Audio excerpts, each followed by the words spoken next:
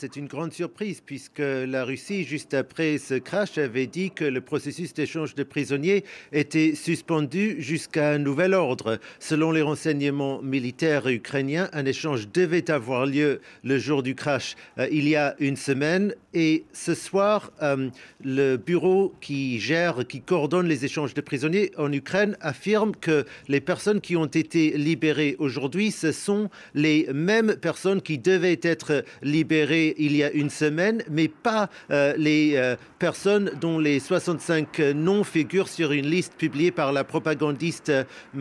russe Margarita Simonian et qui auraient, selon les Russes, péri dans le crash de l'avion. Nous ne pouvons pas vérifier l'information donnée par les Ukrainiens sur qui devait être échangé il y a une semaine, si c'est vraiment les mêmes gens, mais en tout cas, ce n'est pas les gens sur la liste publiée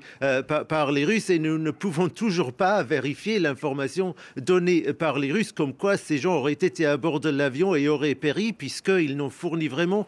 aucune preuve, en tout cas aucune preuve satisfaisante pour les Ukrainiens, dont une très grande partie, j'ai l'impression, veulent vraiment pas croire que ces personnes étaient dans l'avion, ce qui ne veut pas forcément dire qu'ils sont encore en vie. Bien sûr, ils en sont bien conscients, mais en tout cas, c'est une très bonne nouvelle et une surprise pour les proches des